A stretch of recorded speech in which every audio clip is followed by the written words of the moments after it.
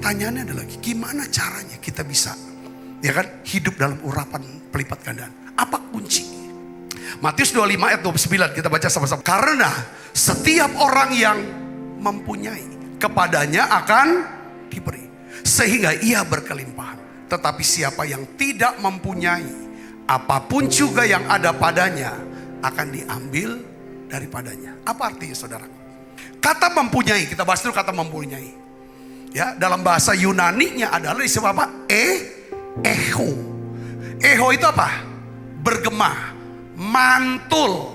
Jadi yang dimaksud dengan echo di sini ada barang siapa echo di bahasa ini kan, kepadanya akan diberi sampai berkelimpahan.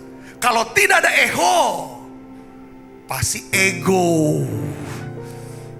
Ego, tahu nggak saudara ego? Pride, kesombongan. Ego, pride. Hidup hanya untuk diri sendiri. Kalau kita nggak ada ego hidup kita, nggak bergema hidup kita, pasti kita hidupnya ego.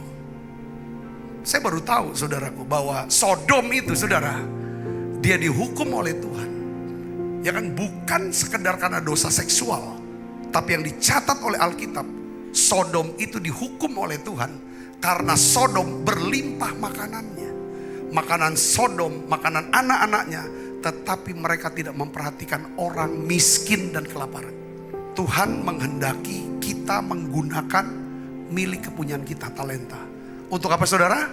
Memuliakan Tuhan, untuk melayani Tuhan, untuk melayani apa? Kebutuhan orang lain yang dapat menyebabkan apa? Timbulnya rasa syukur kepada Allah. Karena siapa?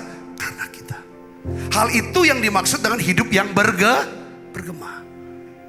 Keputusan saudara, ya, perkataan saudara, ya, atau perbuatan saudara itu berdampak dan membuat orang bisa merasakan kebaikan Tuhan. Lalu mereka memuji-puji nama Tuhan. Jadi yang berlimpah ini artinya apa saudara? Berlimpah ucapan syukur pada Tuhan. Itu pujiannya. Kalau saudara mempunyai, saya contoh. Sekian puluh tahun yang lalu, belas tahun yang lalu, mungkin beberapa di antara saudara atau beberapa di antara kita ya kan bekerja keras untuk adanya gedung ini, gedung gereja. Menabur, bekerja, perhatikan. Mereka mungkin gak terima kasih sama bapak dan ibu, tapi mereka yang bisa ibadah di tempat ini, dengar firman, bisa doa, bisa nyembah, bisa diubah hidupnya, sakit nerima mujizat kesembuhan, bisa ngalami kebaikan Tuhan. Mereka bersyukur pada Tuhan. Kata namanya saudaraku. Nah itu yang namanya hidup bergema. Kita hidup bergema belum tentu juga kita populer kok. Tapi dampak hidup kita membuat banyak orang bersyukur pada Tuhan. Ini yang Tuhan mau. Amsal 4 ayat 23. Jagalah hatimu dengan segala kewaspadaan. Karena dari situlah terpancar saudara bisa terpancar, bergema. Ada kehidupan, ada kekuatan yang saudara bisa impartasikan ke orang. Kehidupan yang saudara bisa impartasikan ke orang. Kekayaan, hikmat, saudara, pengertian. Dekat sama Tuhan. Kalau apa? Hati kita bersih, kata Ramin.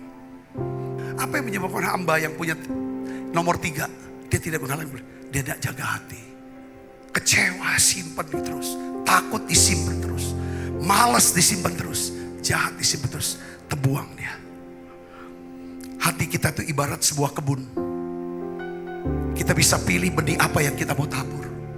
Benih kekecewaan kah? Kecewa itu bisa, itu hanya buah.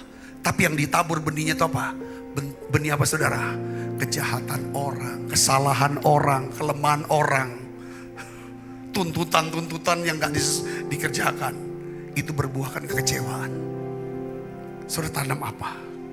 Rasa syukur kah? Ketakutan, kasih, kebencian, atau saudara apa? Ya kan?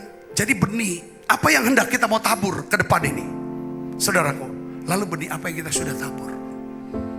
Saudara gak usah khawatir dengan apa yang akan terjadi di dunia ini. Apa yang ada di tangan saudara. Saudara kerja di mana, kerja apa, bisa apa, punya apa, kerjakan itu. Lakukan itu dengan sungguh-sungguh. Seperti untuk Tuhan. Saudara akan lihat, saudara akan dapat pujian, penghargaan, promosi. Beri tangan yang meriah, Yesus.